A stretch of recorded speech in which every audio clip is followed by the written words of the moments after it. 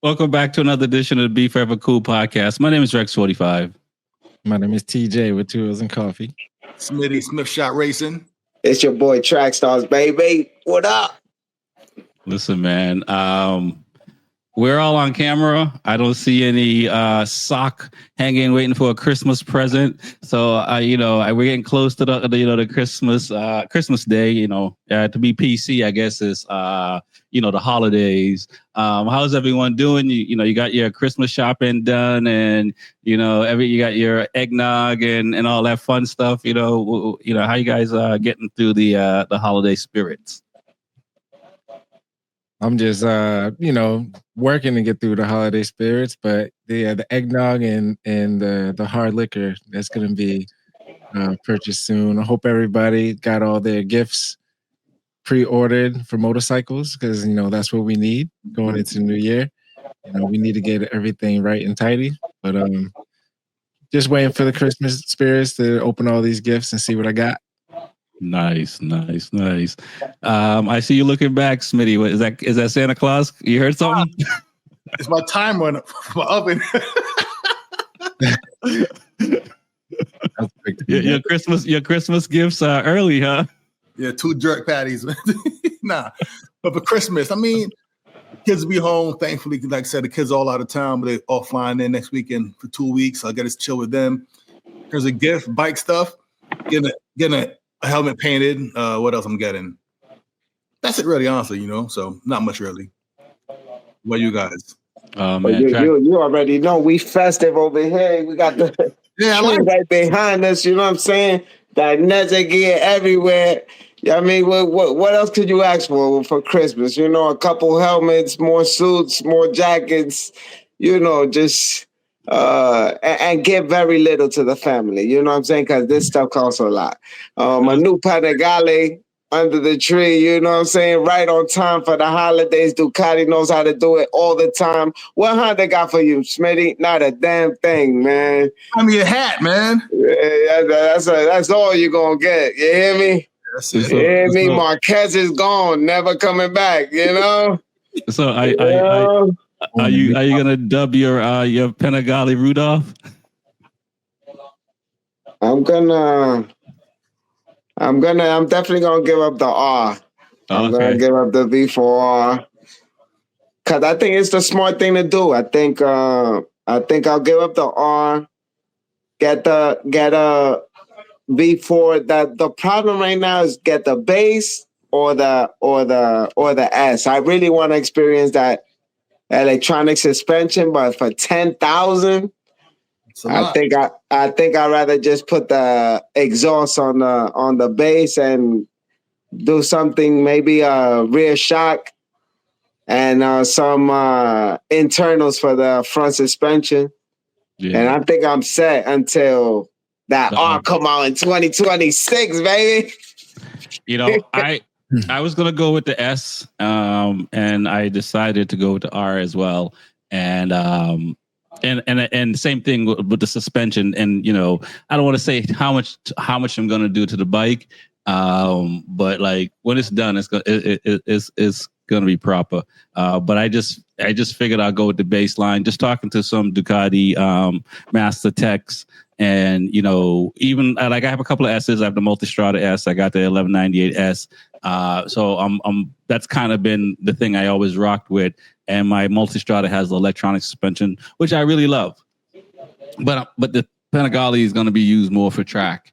And from my understanding, going aftermarket suspension on a base model would be better than going with the electronic suspension on an S model. Because even though it's Öhlins, it's almost OEM Öhlins, not necessarily race Öhlins. So it's I don't want to say it's more in name, but like I've been told from different owners of Ducati dealerships, they don't give you everything like what you will get going straight to Öhlins on those bikes. So we'll see how it goes. I'm looking forward to. I've never named bikes, and when I said, are you going to name your bike and stuff like that? A lot of people name bikes, name their cars and stuff like that. I just go and twist the gas. But my I'll say this: my daughter named my truck, and so I might ask her to name the bike when it shows up. That sounds cool, man. I've never named a bike, so. Smitty probably has. It's a Honda thing, I'm sure. Marquez 1, Marquez 2, Marquez Jr. Marquita. It has a name though, man. But I can tell you guys, I name my bikes. I don't care. Yeah. Shoot. Oh, TJ too. Yeah, I name my bikes. Whatever. I name my cars. Whatever. That's what I grew up on. Ain't okay. Now, why is that? Is that a thing? Like, yeah. I mean, like, you know what I mean? Like, did your parent, how did you just started naming vehicles? Who got you into that, I guess? Because like, I tried, you know what I mean? You know, like I even, not to go back into my childhood too far, but you know how like people have favorite stuff. Like I try to have favorite stuff, but I couldn't. I just didn't have. It's like my mind didn't work that way. So like, what was the catalyst for you guys? Of like, all right, I'm naming my bike, and I assume you must name your cars too. Yeah, Nicolas Cage gone in 50 seconds. Remember Eleanor? Had a name, man. You know Eleanor, right? Yeah. You name the good ones, man. Yeah. Well, I don't know. I was always in first place for cars and stuff, so I don't know. What's your name, your bike, CJ? I want to hear at least one name, man. Come on. All right. Well, my track bike, I name it Stella. Okay. So you got the, the Caribbean vibes and the West Indian colors. So name is Stella. And I'm trying to think. One of my street bikes, I named a Candy. Okay. I assume you say Caribbean, but it sounds like, Stella got a groove. Yeah. That's kind of, I got to fall in love with the bike, So, Okay.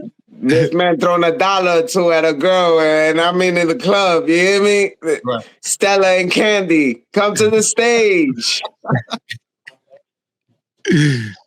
Okay. That's what's up. I'm gonna try. Up there, though, you know what I'm saying? Those some fine ladies. Oh my God, we definitely throw some money at these bikes. I'll tell you that. So based on that, I'm the type of person that like a week or two later, I still don't know her name. Oh, that's a bad man right there. So I'm just saying, I'm bad with names. Baby love. Yeah, I'm bad. Well, I'm bad. Go ahead, Ben. I was saying I'm bad with names too, but I do name my vehicles and my bikes. I'll admit it. I'm sure there's a lot of people out there that do as well. It's a little sentimental thing, I guess. There's a lot of people. There's definitely a lot of people. There's a lot of superstition that comes to the bike. We can not necessarily make fun of Rossi, but we hear what Rossi. You can see, his mannerisms and how he gets on a bike and the things he's doing, stuff like that.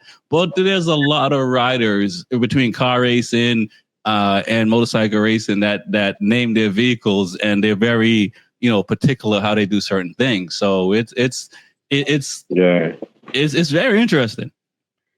So I know not the Ducati guy. You just name yours just Ducati V4. It don't need a better name than that, baby. Panigale. I'm the same way. Superstitions, all that stuff.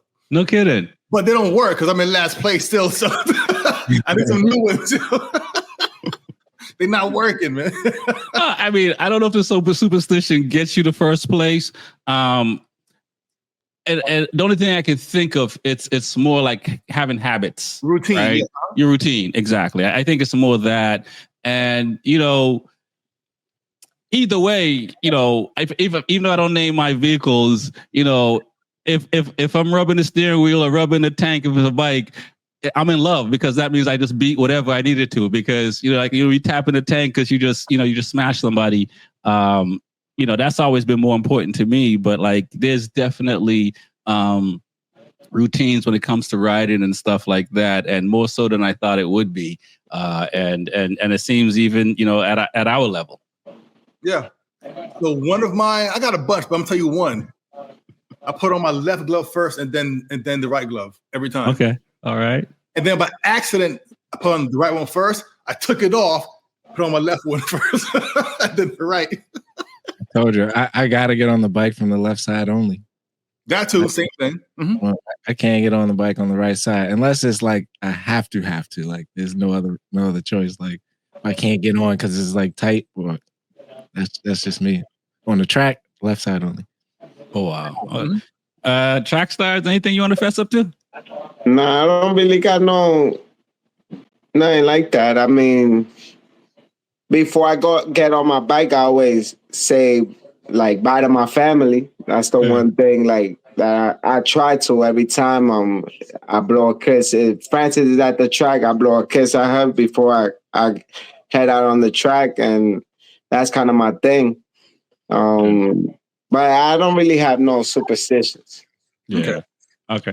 I have maybe 3, I think, that I created from the track. One was having a Red Bull in the morning. I'll have a Red Bull after my coffee. And I'll have a Foster's at the end of the day. So those are my 2 things. And then the one thing on the bike, when I'm pitting out, I always tug on my chin strap just to make sure it's on. Oh, hell yeah. So that's a good one. Yeah. So that's it. Other than anything more, I don't know if I have the capacity to remember. I got more, man. I mean, there's certain things that I do as a routine, but I wouldn't say it's more a superstition. But yeah, I have a few that I can't really think of, but yeah, definitely the book size of mine. That's what's up. So let's talk a little bit about the off season this year, because one of the things that's hard to do is to find things to do because we're not at the track as much. I mean, I'm fortunate, and I think Smitty's fortunate we're down here, so I think we still have access to track stuff where you guys are up north. So track stars, I see you going to a lot of different events. I mean, I'm like, do you drive anywhere? It seems like everybody just take you to places and you just show up. But like in the off season, man, like what are some of the things you guys do to keep energized? Well, like, we still kind of keep the motorcycle community, getting together. Like we said, we just had a big Custom Works event at Dineza, New York, which went amazing. So many Custom Works designs, creations. Oh my God. It was an amazing turnout for the first event. And we're super excited to see how everybody's Custom Works turns out. But people were creating brand new suits. Some as serious as my Speciale suit over here, which is full decked out, like you go all out, and that was really cool. And Warhorse and Help 24 been creating events. They did the event a couple weeks ago. We did like a Friendsgiving at Ducati, New York, and that was an amazing turnout. So it's all about staying connected still, getting together with your friends, even if we drive to the spot. Some of us are still riding in this cold, like it hasn't really changed. And we got amazing weather, like still, like today is raining and all that, but it's like 45 degrees. Like I'll take it. Yeah. Tomorrow's gonna be 50, so I might take my bike out tomorrow. Go to work at my bike. Okay. Now, before Smitty or TJ chime in, you guys think about heated gear? No. Because I always think about it. If there's no snow on the ground with heated gear, man, like I've ridden in like 20-degree weather with heated gear, and I've been good. Really? Okay. Yeah. No. You gotta wear. I wear heated gear. Dineza has the thermal liners, like undergarments. And they work amazing. And then I wish Dineza made heated gloves. but they don't. I have a pair of heated gloves that I really, really, really love, and they're necessary. But again, if you have a Ducati, they run warm, so we're pretty toasty through the winter. They take care of us, I Smitty. don't know about toasty, but it does help. Right. For sure. It's the best time to ride Ducati, y'all. Huh? TJ knows. So what's going on with you, Smitty? What are you doing to kill the time besides coming on the show? No. So I started some mini bike riding on my 110 recently on a kart track. Okay. It's working on body position and things like that, throttle control, mainly my vision, things like that. Also working out, just doing more cardio, because like I said, last year doing towards the races towards the end, I got tired. So just working on things like that. That's also, but kind of ride my dirt bike probably in a few weeks. But other than that, that's it. The mini bike and the dirt bike stuff. That's all. Gotcha. My all-season regimen. How about you, TJ? We're listening to TJ. So I'm gonna get myself back in the gym. I'm gonna get myself back in the gym and get myself go-karting again. Like I said last show, and try to stay on the track and go karting. Other than that, just focus on getting my motorcycle parts and getting parts together. So ain't much to really do up here. One thing I really, that's something that's like a lost art up here. There used to be a lot of motorcycle shows during the winter we used to all go to. Used to be a huge event where, New York had a big one. And Boston had a few locations where, there's like clubs out there and there was vendors and just something to do, during the winter, vibe out with just seeing motorcycles everywhere. So I do miss that. Right. Other than that, I'm just trying to go on like track ride and stuff. Right. Is that was it IMS show? Is that show they used to come to New York and go to like I don't know. Yeah, they stopped doing it, right? They stopped doing it. But hopefully it comes back. You never know. But another thing, like you guys all said, the gym is right now. I'm probably the heaviest every time.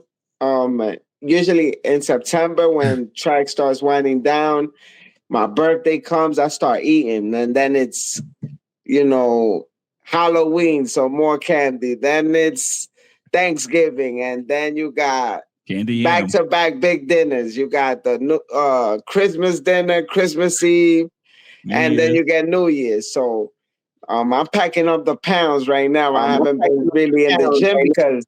What do you weigh now? What's your weight? Yeah, I'm eating. So then as soon as the holidays finish, back to the gym, and I'm probably like right now I'm probably 210 pounds. God damn! No, I'm stopped. Yeah, and I'll get down back to 190 by February. Okay. I mean, I'll say this. I'm not even close to that. So, and I'm kicking and screaming about the little bit of weight I got. Whoa, goodness gracious, 190. Yeah, I'm a big guy though, so I don't know. Like I feel like everyone when they see me, they're like, "Yo, you a big dude," but my weight, like when I'm at the track, is there 190. I used to be able to get down to 185, but no more. There's nothing I could physically do to get myself down to 180. Below 190, I would be starving myself. But tell you what, let's have like competition, man. Okay. Let's do that. I'm with it. I'm right now. I'm 212, and my goal is also 190. Okay. But TJ, I mean, what are you gonna do? You're 202. You need to get down to 190 because I'm like 162 and I need to get down to like 153. So yeah, I think I cleared that show. I don't need it. So how much are we trying to shave? Like 15 pounds? I TJ and I probably need to shave like 10 pounds, but I can't speak for TJ. I need to shave like 10 pounds. I like to be in the 140s. I'm trying. I feel good. Say it again. I'm trying to figure out how many pounds we're trying to lose for this bet. I'm going 20 pounds. I ain't losing no weight, so about that. Yeah, I mean that I lose 20 pounds. That's the goal right there. If I get 20, I'm Gucci. Okay. All right. We should do it. Like since everyone with me and Smitty is in the 20 pound. Yeah. The first to lose they 10 pounds because that's your goal, right? Yeah. I think that makes more sense. Well, I don't know about TJ. Sounds like TJ's right where he needs to be, but my custom suit is a little snug in certain areas, so I definitely need to focus on some areas. Shit, crazy. So I'll see you 10 pounds. When we try and do it by? February. It's like next month, man. February. That's the goal. Beginning and end of February. Let's so what we want, 2 months? All right. 2 months, 10 pounds. End of February. Okay. All right, bet. Can't eat that beef patty. All right. It's 10 pounds, Smitty. 10 pounds. Yeah, true. Okay, yeah, I can do it. It's not 20. 20, I would need to get the 20. I would need like till March, like that first week of March. Okay. All right. But if it's just a 10, I know I could do it by February for sure. And February is a short month. So we need a what do we need? We need tomorrow. Each of you need to get on a scale and take a photo of that weight because it'll have the date, so we know what it is. And then we'll look at it the last weekend of February, and we'll talk about it throughout the time just to see who's making their goals and stuff like that. Now, the people listening should get in on this, yo. Yeah, y'all should get in on this and send us the pictures through Instagram. Everybody who's listening in, send it in on Instagram, and we'll see. We should have like a prize too for like the follower. We'll do that. Yes, we will. We'll have some giveaway of sorts for the winner, and might be whoever wins between the four of us will pick. That gets to pick the winner, or something like that. Oh, okay, yeah, right. I like that. And so the fan will get the giveaway of whoever they pick. So definitely, between IG. And YouTube. I don't know if you can post pics on YouTube. So yeah, IG is probably the way to go. Yeah.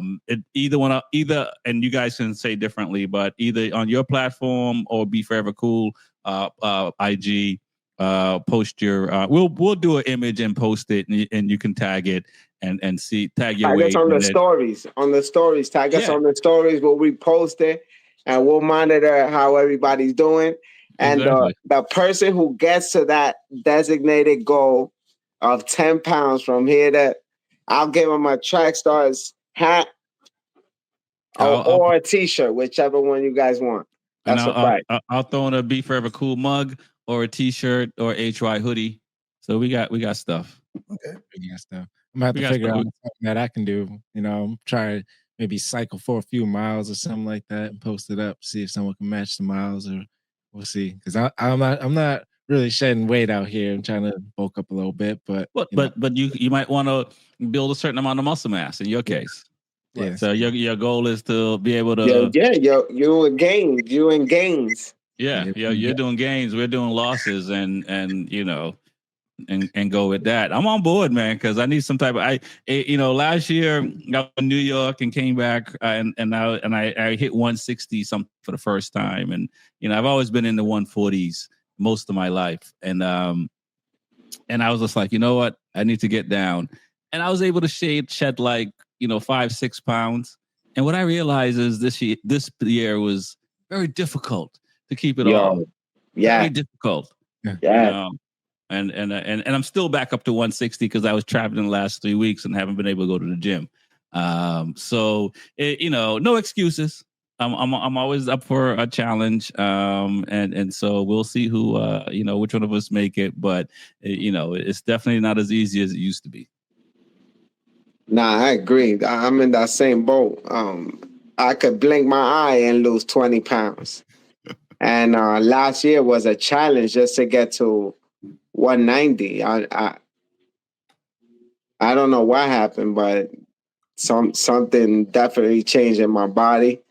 and it's not as easy as it once was. We getting old, man. That's all that is. Father Time says you're not losing no more weight, man. That's it, man. Nah, that's what it is. Or Francis cooking just keeps getting better. Something going on. Something going on, but we gonna figure it out. We're gonna train you. We get you trained up for the marathon, New York Marathon, man. These cake pops, you know what I'm saying? And this iced tea, I'm always drinking iced tea, man. She makes it too good. You can't say, all right, I'm gonna start tomorrow. Right. Listen, man. That's the hardest part. And as we talk about the new year coming and stuff like that, New Year's resolution and all the gyms, get packed and stuff like that. And, the regulars, I got a buddy, Big E, he's a regular gym guy and he always hates the January because everybody shows up and just getting in the way with the machines and all that, you know what I'm saying? So, with this coming up and stuff like that, but it's reality though. Like, we used to make fun of people in a good way on a different show, throwing a towel in at the end of January. But, like working out is a lifestyle. You know what I mean? And there's ebb and flow. And I know we don't talk about it much on this show and stuff like that. And we kind of stumble into, this competition of losing weight. But, it's a lifestyle, being in shape. You know what I mean? And there's an ebb and flow. And I know when we're younger, we just want to be in shape all the time. But when we're a little bit older, it goes up, it goes down. But the idea is to just kind of trying to, keep a balance if we can throughout the year. So I think next year, we'll do a concerted effort to talk about, health and maintaining our weight or pushing ourselves to get to that weight. Because, as track stars and probably you guys, if you guys would, I was a gym rat from like 13. Like I was always working out for a very long time. Yeah. You know what I'm saying? And you know what it's like when, you and your boys are in the gym, you can spend 2 hours in the gym and, walk out limping and stuff like that from just working out, muscles being sore and that kind of thing. So it's always nice when you can do it together because that motivation is a lot easier than when you're in there by yourself. No, that's a fact. I mean, gym parties are a real thing. Like that's a real thing. And the beauty of that is also too that now you could really even work out with your friends virtually. I have a friend. When we start getting into the routine of things, we get on WhatsApp on the Zoom because I have Android, he has the Apple, so we use WhatsApp and we do our workouts together, and kind of link up like that, just to keep each other accountable for actually doing the workout and not slacking off. Because that's the thing, like we will always find the excuse to say, yo, I'll start tomorrow. Or let me start fresh on Monday, and Monday comes and you're like, yeah, I'll start next Monday. Right. So you got to have that person that calls you and like, nah, we getting this in right now. We going to do this right now. Yeah. Exactly. Procrastination.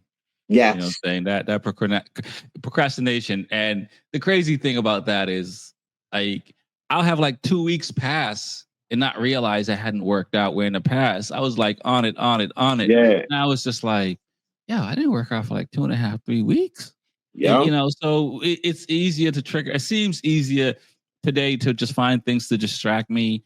And where time can go and stuff like that. But having somebody that holds you accountable, you may not like it all the time, but it helps and it brings you back because you you don't want to let that person down sometimes. No, that's a fact. Yeah. So yeah, okay. Stretch. Yeah, stretching is a big deal, man. Like the whole shebang. So okay, so we got a little bit of things to work with, as far as the off season and stuff like that. I want to jump into MotoGP real quick. and then we'll talk about like some of the club stuff and licensing and scheduling and stuff like that. But I was scrolling through social media and I saw Martin, with a MotoGP trophy in his hand, and I'm sitting here like, all right, that's what's up, and I'm like, wait, he's on a Ducati. Well, what happened? How did this happen? How did I get signed to a pro year and I still got to run around on a Ducati with a trophy? What am I missing here, guys? I mean, that's what he won it on. So I guess it makes sense, right? In the time being for that purpose. But it sounds kind of weird being that he's with one company now and his contract says he can still ride out the bike. So I don't know. It's kind of different. I mean, that wasn't the same bike. that was 25. That was a different Ducati. No, it's 25. Well, I'm saying like usually they'll come out on like Marc Marquez will come out on the Honda with the 93 on it and stuff like that. Like he came out with just looked like a street bike. So it wasn't Ducati. It was a cool sight to see, especially at a soccer event or let's say football. Yes, let's please say football. Contractual obligations. He has to finish his full contract. And he is the champion, and he won it on the Ducati. So it's only right he comes out on a Ducati. But I'm sure Aprilia cannot wait until they start promoting their new Aprilia with Martin on it. But Ducati, I mean, it's the talk of the town right now. This bike is everywhere. I mean, every time you put on your social media, it's on there. Every time you get on YouTube, it's on there. It's a big deal what Ducati has just put out. And it's gonna be amazing to ride this bike. I cannot wait. Like literally, I cannot wait. They had one on the in my Ducati New York store. And I went to see it. I posted a video on my Instagram. I'm gonna post another one tomorrow of it actually turning on. Oh my God, the sound of this motorcycle is just incredible. And just to know, like 2024, 2025, the difference. All right. It's a completely new bike, completely new sound, so much more aggressive. And everyone's just in awe of this motorcycle. When at first we were like, is it really pretty? Yeah. And now we're like, this thing is beautiful. Like when you see it in person, I mean, Ducati just knows what they're doing. And every year they get us, every year. And then they bring out a Street Fighter too. Oh my God. You just want to leave all your money at Ducati and just live there. One day, Smitty. One day.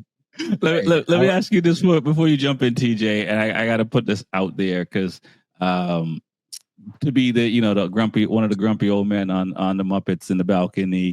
Now and Smitty, I know Track Stars is poking at you a little bit, but I'm gonna throw back a little bit on your side in the sense of brand loyalty and stuff like that. Track Stars, you've been riding Ducati for a while. I've been riding Ducati for a while. Does it get you a little bit sick to your stomach a little bit to see how many people are obsessing over this bike?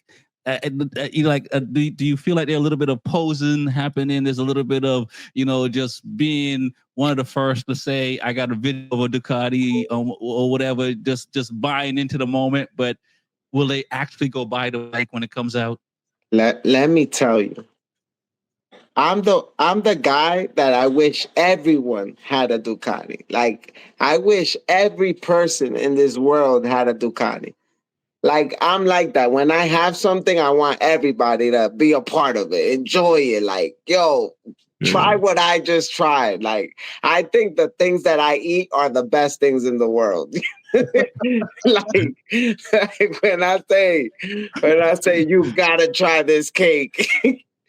Because I'm so picky. I'm such a picky eater, and I'm such a picky person. Even though I'm like super friendly with everybody and I get along with everybody, I'm really selective on like who I spend my time with and what and who I bring around me consistently. So it means a lot when I consistently do something with somebody, or I consistently eat something, or like I consistently buy Ducati. I wish everyone had a Ducati. So I know that right now a lot of people are going crazy with the Ducati. Do I think that everyone's gonna buy one? No. This is the most expensive Ducati I think ever. Like for an S, it went up $10,000. Like that's a big difference, you know. Yeah. And the base went up too, and now the base is where the S was last year, and the S is even more than what the base was the previous year before you. So it's I don't think everyone's gonna be able to afford this bike, but I know we're gonna see a lot of them out there. Hopefully Smitty with one, and I know TJ's getting one for sure. I know TJ getting one. You think so? You think so? So, Smitty, I mean, what are your thoughts on what I just said as far as like, you know, are there some posers in the Ducati camp right now, just really more trying to get clicks and views than actually, you know, diehard Ducati. What do you say, Trackstar? What are we? Ducatistas. I don't like that name. Okay. I can't even say it. But this is they use it a lot. The Ducatistas. Yeah. So what do you think? I know you're you're not even diehard. You're Honda. You're not you are Honda. The thing with Honda since day one, whether it was a car, SUV, bike, dirt bike, mini bike. Oh, come on. No. All joking aside, man. I had a great time with them. Experience-wise, mechanically, they just work. Right. Maybe they aren't the best bike because they're not that fast as the Ducatis, or you know, not as pretty as the Ducatis, but they work. They're reliable. Smitty, listen. Hang on 1 second, TJ. I before Fast and the Furious came out, I was a VW guy. Okay. I was very upset when all these Honda and Mitsubishi people started showing up as if they had fast cars. But over the course of time, y'all have shown that you guys can have some fast cars. I'm showing the respect in the sense like, okay, I didn't believe you had it, but you proved it. Come on, man. You don't feel it anyway. What's going on with this? No. Yes. Yeah. But still, it's a good bike. Okay. About the posers and Ducatis. Yeah, there's some out there. You know, it's the popular bike, the bike those street guys want. So they all talk about it, but to be honest, because of the price, they ain't getting it. It's gonna sit there in the showroom floors and be special order only because they can't afford it, you know. The bike costs more than a damn car, you know. So I doubt it, man. I doubt it. But it is nice to look at, you know. No. All right, TJ, my bad to but it's good. Let's hear what you gotta say, man. Say on that note, a lot of people want to show off. So if they do purchase a Ducati, it's mainly for show. They wouldn't ride it and use it like they should, you know, either long road trips, always on it throughout the year, or taking it to the track, you know. I personally know a Ducati owner from way back that works so much that he can't even ride it. But I was gonna say that the Ducati wave of their bikes coming out has been incredible. Just they come out with all the different types of mods, so you can choose from any type. So I've been looking at their website. So I'm not falling in love with Ducatis. That's not what I'm saying, but you know. But I'm just saying, like they came out in rapid fire, and I mean, I like how they are, you know, staying as a unit. You know what I'm saying? Like Ducati's always been, you know, a good brand, but it's just the pricing is just too much. Right. So I know you guys are talking about, or Trackstar is talking about this new bike coming out that he want. So it sounded beautiful when you heard it turn on, but are you still gonna get an exhaust? Like what would be your first mod for the Ducati? Because I know the mod is gonna come. I'm definitely getting the exhaust. When I heard, listen, I'm a Termignoni guy through and through, like always Termignoni, always.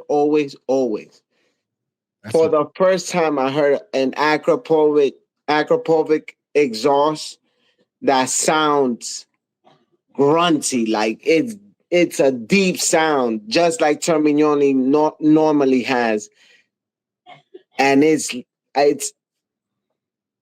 I don't have an exhaust on my V4R. It's not because I can't afford it. It's because I just do not like the sound of Acura. And I refuse to pay that type of money for an exhaust that I don't even like the sound. I don't care. I don't care how much performance there is. I was happy with the performance of no exhaust. I had my bike 2 years, no exhaust. And I was waiting for Termignoni to come out with the upmap for the V4R. Never happened.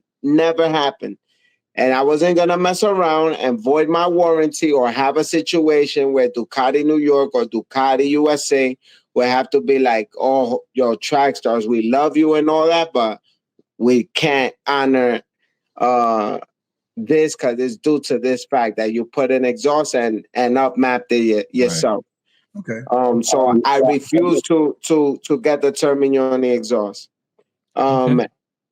But this exhaust, I am not going to deal with the same thing, waiting for Termignoni to come out with an exhaust for the new bike and then not be able to get it because I can't upmap it. And then I'm halfway through the season. No. So this time with this sound, I'm so pleased with it that I ordered the exhaust immediately for the bike.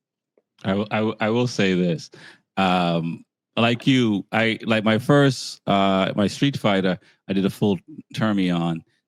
And my Multistrada has like a 3/4, so not quite a full Termi. I usually don't after that because not to say I don't love I love the sound of the Termi, but I also love the sound of the Acropovic that I had on my R6. So I am a fan of that exhaust and that brand and stuff like that. But normally I would not have put an exhaust on a new bike. But you know, it's for lack of a better, it's just bragging rights. I'm just going to do it because I can. No, yeah, I mean, you buy something new, you know the upgrade's coming. So like, yeah. No, this such an expensive bike that the way you guys always explain has everything on it, and then still have to put upgrades. Like that's the thing. No. It's not because you have to. That's No. It's not because you have to. I understand. No. It's not. But you talking to me like I'm the same as you. Like if I get it, I'm probably definitely gonna want that upgraded performance. So, I mean, like if it's my KTM RC 390, I'm gonna do all the upgrades. I need all the power I can get. I'm not doing an upgrade on the bike to get any more power, any more handling, or anything like that. It's just when I pull up, you're gonna know what it is. That's all it is. Okay. Obviously, we all when we buy our cars, even anything, you always want to personalize it. Yeah. And make it your own. There are things that you kind of, an exhaust is not something a Ducati needs at all. No. It has a great sound on its own. But things that I do need is rear sets.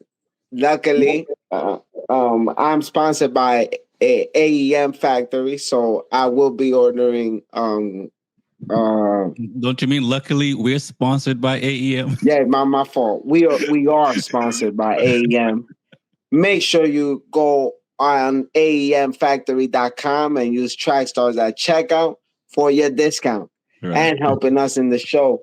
But that's one thing that I got on the bike. I don't know if you noticed when you got that tank is incredible. That you don't need any type of what they call it tank grips. Yeah. You are locked in on that bike.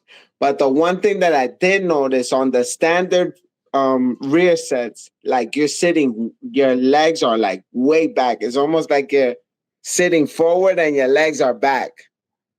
Almost like if you were about to lay down on the thing or something. Oh, wow. That's, so, so not to cut you off, but that's how it is like on my 1198, and that's how it is on the 1098 and the 999. You feel like you are like stretched out, more on your weight, more on your wrist, right? Yeah. I did not like that. So definitely getting rear sets. To answer TJ's question, because that's a good question. There are mods that we get because we want to get them. There's mods that we get because we need to get them. And on the Ducati, I definitely need my rear sets because I like the adjustability and my clip-ons. I like the wide stand. So I like to push those bars out almost straight barred. So I have more leverage on turns because even though the bars felt comfortable and they weren't as close as last year's bike, these are kind of more out. I still want them even more pushed out. So those are the two things I think is a must. Okay. Mm-hmm. I usually get like levers and I'll say rear sets. I like the use it on the street. What I'm saying, I have to have comfortable levers when I'm riding. So levers and rear sets is something I always go after first. Obviously, I'll get an exhaust if I need it, but the bikes I usually purchase first always had an exhaust on it. So I got that out the way. No, but you're right. For me, my first miles are always rear sets and clip-ons because I'm tall and I can't bike. So I need that room. Clip-ons need to be a little bit more forward and wider, and rear sets a bit more further back. So that's what's up. Yeah, I wondered about the rear set. We're not trying to make this a Ducati show, but I did wonder about the rear sets and how I didn't think about like comfortability. I thought about more like grip. Is my feet, if it got a little bit of water on the pegs, would my feet slip off and stuff like that? Okay. And that kind of thing, like more like functionality than actually comfort. But the rear sets on the Panigale, man, that's everything is a lot. So it is what it is. I mean, grip is a performance aspect, man. And sure. And don't get it wrong, comfortability is a performance aspect as well on the track. You have to feel comfortable to move on and off that bike and to be able to do it multiple times consistently the same way. You have to be comfortable. This is not just will these rear sets make me faster? Will it allow me to feel comfortable while going fast, to go fast? Right. Because if those rear sets are too high up and you feel like you're sitting on top of the tank, that's not good. If your rear sets are too low and you feel like you're sinking in the bike, that's not good. Or dragging the rear sets on, that's not good. So you have to find that medium. And then I believe with AEM, they make almost an identical copy to what Ducati supplies you as far as adjustability. Right. You make a good point, and that's true. The ergonomics of your bike does, and I mean, for regular riding is important, but for definitely racing, ergonomics is very important. It's something I didn't pay attention to probably up until the last like 3 years, and I've been racing since 2013. I was not paying even just your brake levels, your clutch levels, if they're too high, too low, not everything, like all that makes a difference. To whether to making you confident enough that to make you go faster. So it's something I didn't pay attention to before, and that's why I asked about it. I talked to my dealer about it. I was open to getting the new rear sets, but he races as well and stuff like that. And based on the different components I had, I'm going to lean on his expertise. Is the reason why I didn't go with the Ducati rear sets. I probably would have gone with the street version versus the race version, because the race version is track only. which just means probably it was just very extreme, probably riding position versus the street rear set up. And that's the only reason why I stuck with it. But until I when I ride the bike, if I don't feel good on the bike, I'm pretty sure I'll change the rear set, because you have to, any kind of riding you do, you need to be comfortable on the bike. Agreed.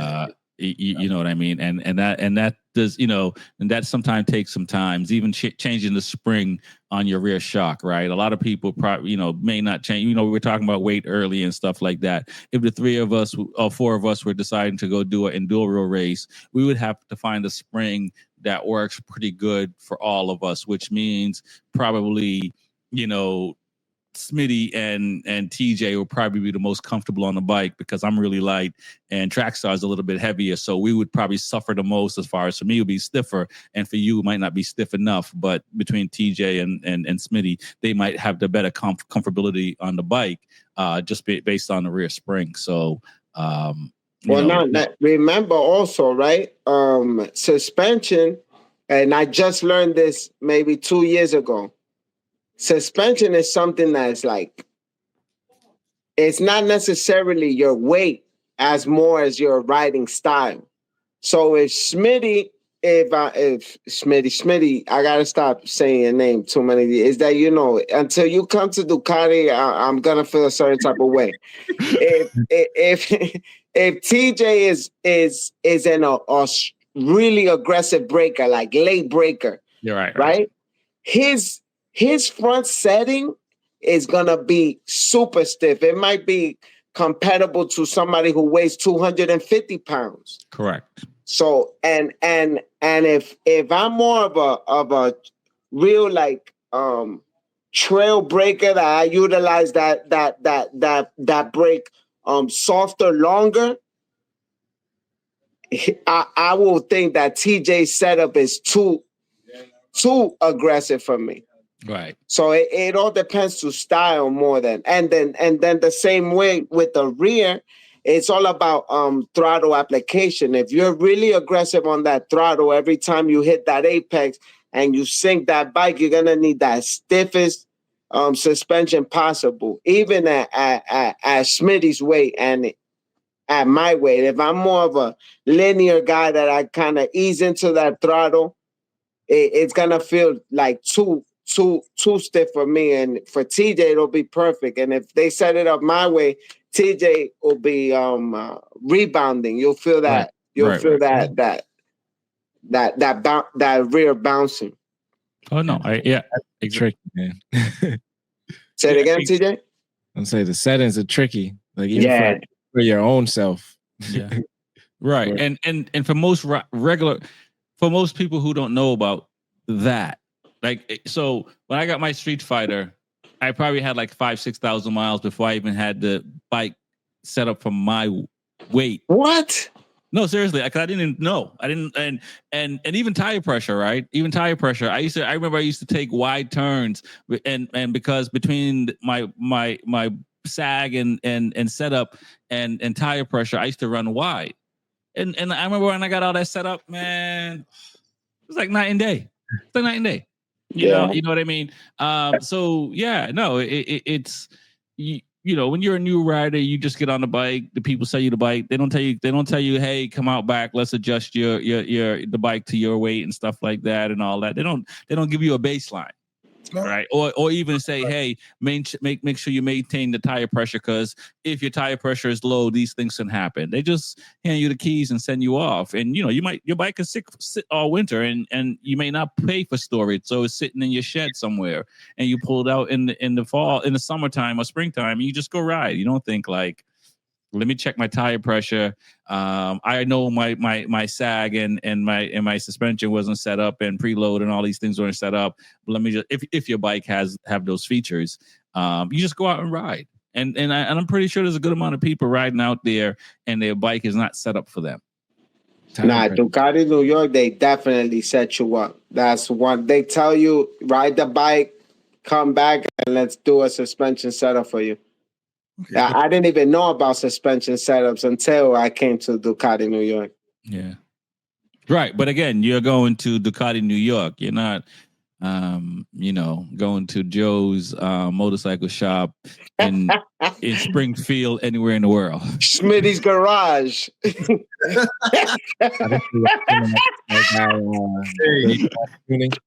Good one, man. Good one. You got me. You know, man.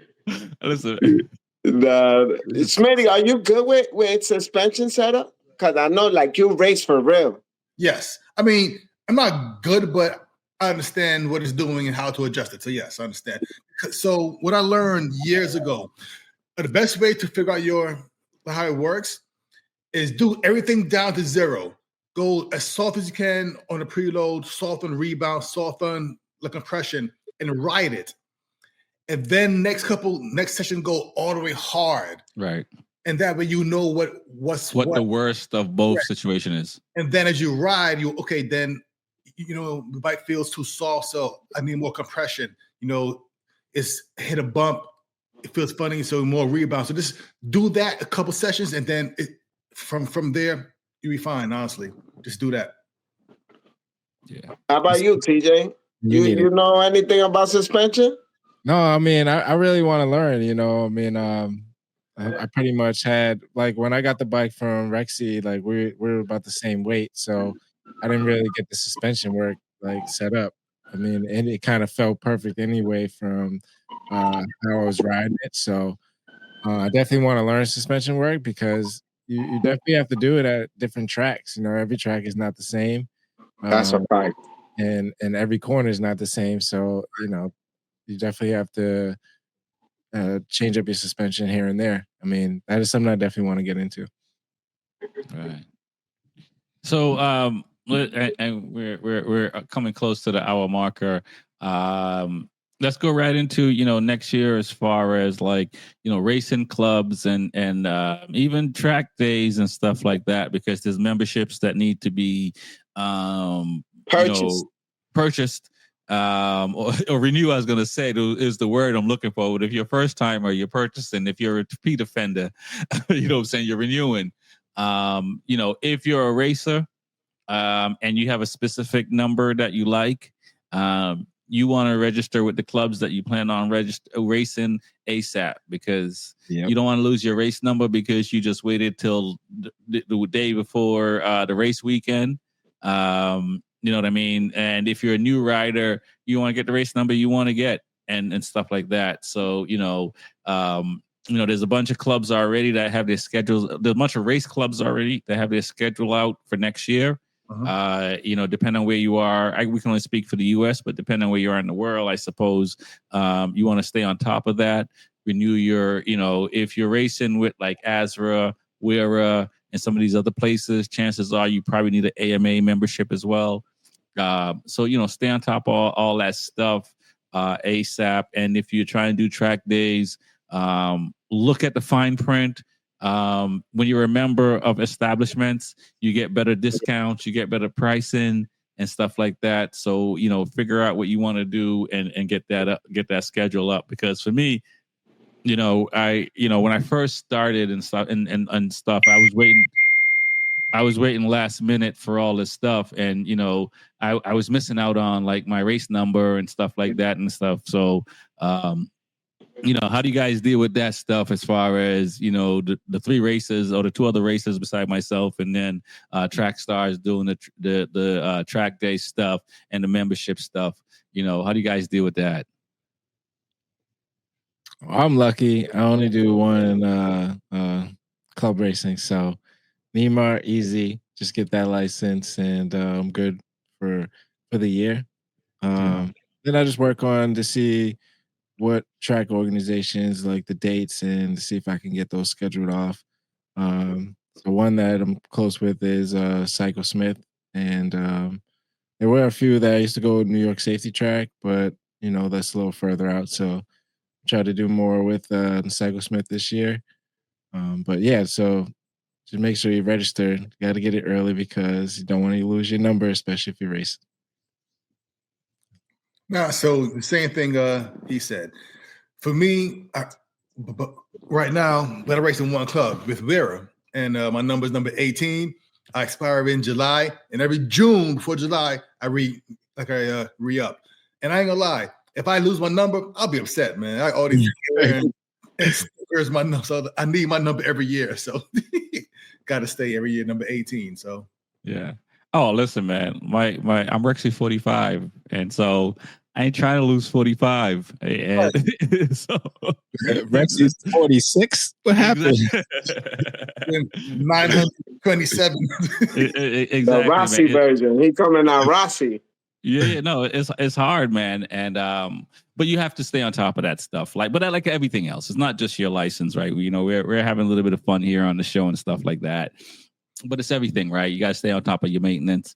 You got to stay on top of the places you want to go, and stuff like that. And you want to have a good season. And I can't, like I had to get 145, and I was able to rationalize it in the sense like, hey, there's only 145, right? So and you talk about 18, and TJ, you might talk about this a little bit as well. It's like, your number means something. My numbers mean something. Before, when I first started racing, my initial number was like 921. It wasn't as meaningful, but once I figured out what I wanted to do it, like getting a 145 and then getting 45 at as many clubs as possible. Not to say I wouldn't. I don't know how much how quicker or slower how it would have affected me, but I definitely would have been unhappy if I couldn't get 45. Gotcha. Yeah. I mean, if I raced, I would probably want the number that everybody wants. It would be 23. That's like my number. 23. Yeah, because it's Michael Jordan's my favorite. I think person in the world, like athlete in the world.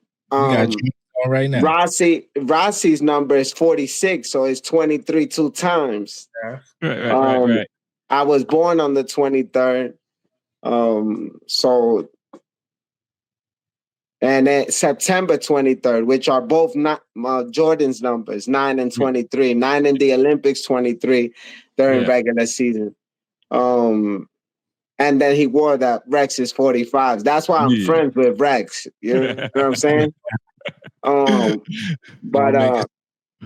yeah, that would be, if I couldn't get my number, I definitely would be hard. I remember playing basketball. If I didn't have 9 or 23 available, I'd be mad as hell.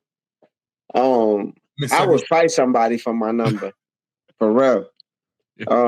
But talking about the schedules, like this year, everyone's schedule is so attractive. So we up here in the East Coast, we have Evolve GT, we have N2. That's Nike and Adidas when it comes to this track world.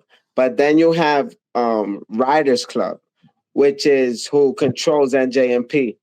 And NJMP is probably everyone's favorite track in the Upper East Coast. So their schedule this year is incredible, and it's a must have. Okay. Normally, I buy almost every package. I buy everyone's schedule because I'll buy N2, I'll buy Evolve GT, and I'll buy Riders Club because I want to go to any day that is available for me, not only for myself, but for work. Like, right. So there are days that you can take off at work and you can go to the track. You're gonna need Riders Club because they got track days during the week, damn near basically private days because they only allow 35 people in their groups. Wow. So imagine 35 riders in your group and you're riding on a track like NJMP, which is 2.2 miles, Lightning, which is 1.9 miles. Right. Like you're spaced out. Like you can really push. Like you could really like go out and try to set lap times for yourself. And you have like such an amazing coach to rider ratio. You almost have 2 coaches for every rider. Like for real. Oh, wow. Okay. Listen, I man, mean, for every 2 riders, you have 1 coach. I'm sorry. For every 2 riders, you have 1 coach. So that's a lot of coaches, and coaches who really want to teach you. And Evolve GT is who I grew up on, really going to the track with. And Evolve GT is like that family type organization.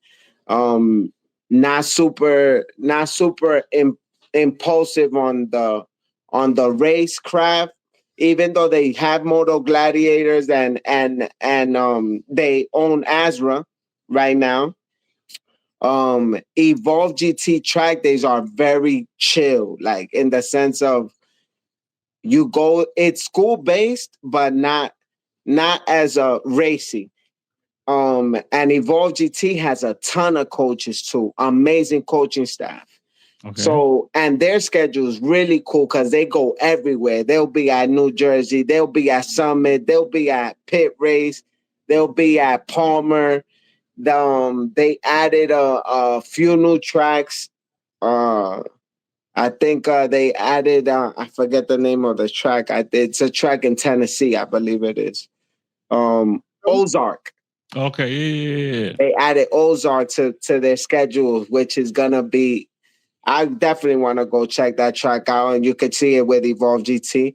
And then you have N2, who I consider the racy school. Like these, N2 is militant in how they coach and how they really want you to get you fast. So let's say if you're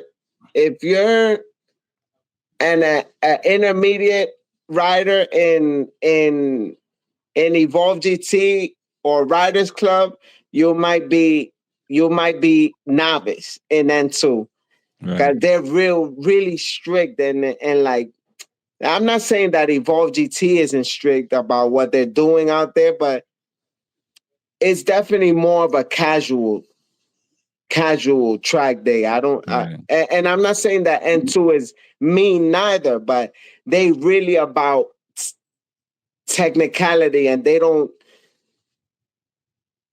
baby you. Like, you know what I'm saying? It's almost, you're going over there, you're gonna be in school. Like, you're welcome to college. You know what I'm saying? Either you get it right or you get it wrong. With Evolve GT, you're in high school. They treat you, they'll give you more leeway. They'll baby you a little more. They'll say, yo, let's do that one more time. All right, no, we can't have you in this group. We're gonna put you in the next group down. With N2, you didn't get it right, you're bumping down. Like, they don't play, but it's still super fun and they're amazing. But it's how do you like to learn? So these three groups are the top of the top as far as track days, and you really want to like line up what days you're gonna do with who. And then you got private days with myself, certified knee draggers, Spicy. She does track day. She's gonna have a track day at NJMP.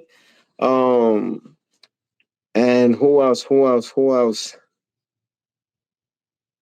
I'm forgetting some people, and I apologize. But there's a lot of private days too at New York Safety Track, who I go track with a lot, that TJ mentioned. Some amazing times at New York Safety Track, another family-oriented spot. And like NJMP with Riders Club, New York Safety Track hosts their own days, and they run their own program, and they have their own coaching as well, which is amazing. And like I said, another very lax place where not anything goes, but it feels like that. You know, it feels like you're literally in your backyard with a full track day. Yeah, for real. Nice. Well, you know, as the schedule comes out, I think we'll definitely be plugging it on the show. It sounds like next year, between racing and track days, we're gonna have a lot of stuff to do. You know, one thing we didn't talk about before we get out of here is, you know, how do you take your gear in the off season? your tracksuit, your helmet, how to clean and repair. What do you guys do? I hear people, they take all the foam and everything out of their helmets and wash all that. Take all the pieces they can outside their suits and wash all that, or send it to a cleaning company that can clean your leathers. What do you guys do to get your suits and gear ready for the next season? I mean, I keep my gear pretty well kept. After my race, I usually put it right back in the bag. Not sweaty and anything like that. I haven't really raced in the rain, so my suit hasn't really gotten wet, unless I'm like a little sweaty inside of it. But I'll just make sure it's wiped down enough and make sure I don't have any leather cleaner, but I plan on getting some of that to wipe down the leather a little bit to keep it fresh. But I put it right back in my suit bag, nice and tidy, keep it fresh out the way. Okay.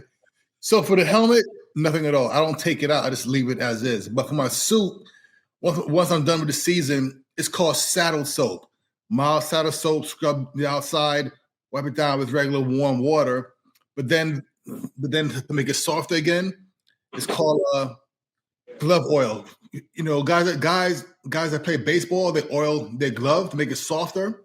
I use that same oil on my suit, so it works good. So I'm gonna have to use that. Smitty, Rex, what you do? I take I wash the inside of my helmet. I haven't tried the oil on the leather itself. I take the inside pads out of the suit that I can take out and clean that and stuff like that. And that's the extent of what I do. And that's if a helmet or a suit survive the season. So if it doesn't survive the season, mowing the lawn out there at the track days, huh? Exactly. So it depends. But I'm not. I will say I'm not the best at keeping my suit as clean as possible in the sense of doing all the things you need to do, which is interesting because I'm better. So I know off here we talked about like heated gear and stuff like that and base layer. Right. I do a better job of cleaning my heated gear and my base layer gear for street riding than the suit. But I've been better in the last couple of years of keeping the suit clean. But definitely in the beginning, it was you didn't know. You just ride in and you just show up. I'm the opposite to you. With my gear, I keep it clean. I really do. Francis washes the inside of all my helmet. I take 2-3 helmets to the track every time I go to the track because I don't like wearing the same helmet twice because I feel like I sweat so much in the helmet, and then the next day I don't wear that helmet. I wear a new helmet and I put that one on, and then when I come home, Francis takes all the inside of the helmets off, washes it, and then we put it back in the helmet. So every time I wear a helmet, I try to wash the inside. So it helps you like not break out on your face or have like these bump irritations. Then with my gear, obviously, at the end of the year, I really assess my gear. Or if I have a doubt with I'll send it back to Dainese just to go through it and make sure everything's working properly. I just serviced one of my suits. They just sent it back because the clip what kind of I guess wore because I keep putting it on and off. I don't know what happened over like 2-3 years. It must have gone bad because it wasn't recognizing that it was on. So I sent it back. They just got it back for me. But cleaning it, I clean it all the time. Every time I want to look nice. I want to look nice. They say you look good. You ride good. All right. So if you throw that suit in the washer and dryer and it shrinks, like a few inches, you can send it this way. You know what I'm saying? Because somebody told me that my neck suit suits over there. They told me my next suit to make sure that where it says Track Stars, that I do it with Velcro so they could slap their name on it. I was like, yo, that's a good idea, man. I might have to do that. I might have to do that. One of us is going to do that if we don't meet the weight we're trying to get to. I will say this: I do have a fan for my helmet, and I do have a fan for my suit. And I had a fan for my helmet in 23, and my suit in this 2024. And after a race and getting out my suit and taking my helmet off and putting it right on a fan to dry it out quicker, it makes a big difference. Yes. Getting back into the suit that day or the helmet that day, and especially if you have back-to-back races or even 20-minute. If it's track days, you usually have at least 40 minutes before you get back on the track. But so I use like a Milwaukee battery operated fan. You've probably seen like Petrucci using these fans to stay cool. I use that for my helmet. Just sit my helmet right on it when I come back, and it dries it out. Makes I've raced in the rain, so I've gone in wet gear, go back out and all that stuff. We do what we got to do to survive. But yeah, I don't like getting back into wet gloves, wet gear, sweaty gear for the next round. And I don't have as many suits as you do, Trackstar, but I at least I have a few suits to get through the day.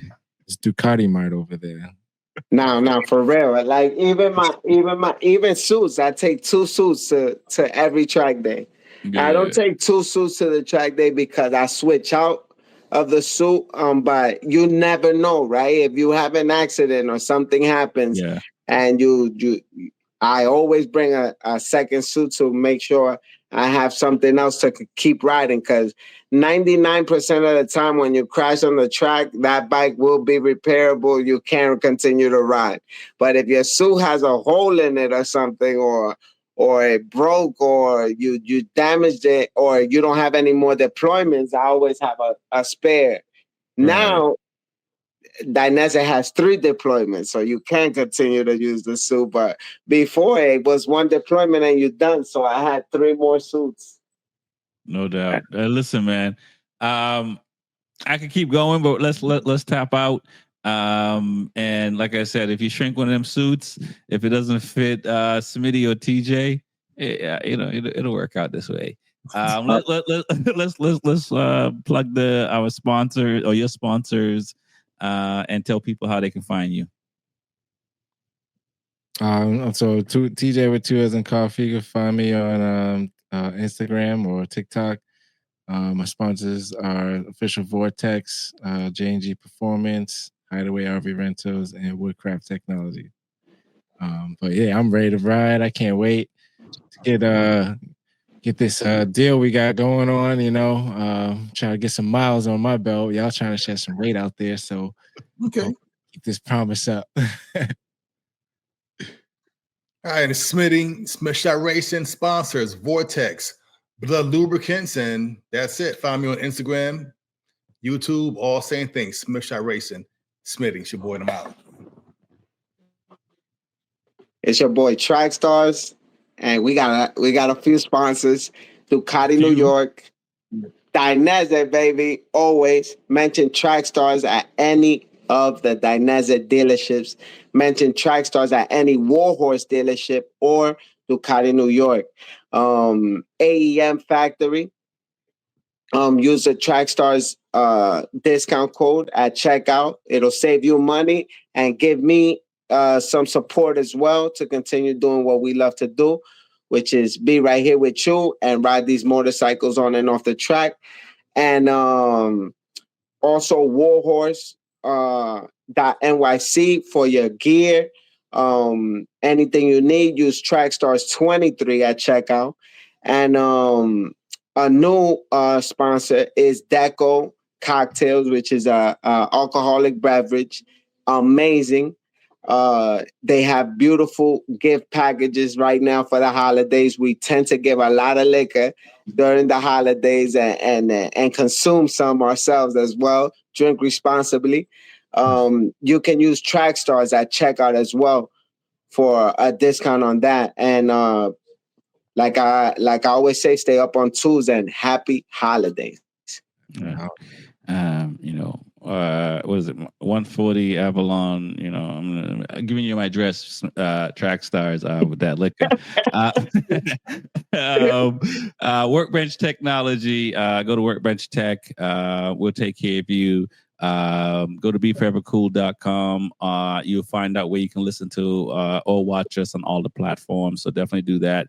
Get your merch from B4evaKool.com as well. We have a sponsor. It's official.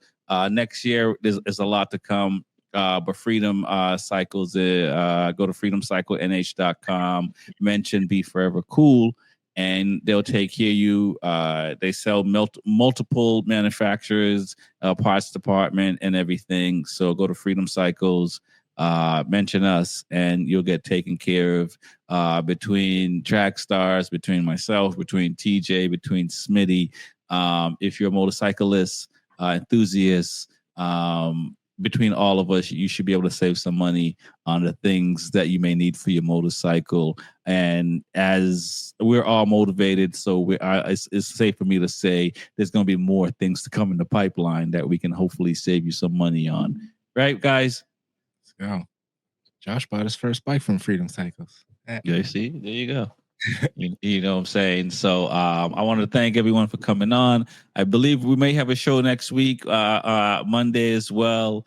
But we're going to keep it locked in the off season. I think next week, man, I might show up with some eggnog. Sorry, that sounds good. Right. I might bring some of that. I'll join you. I'll bring some of the deco on the show. You know what I'm saying?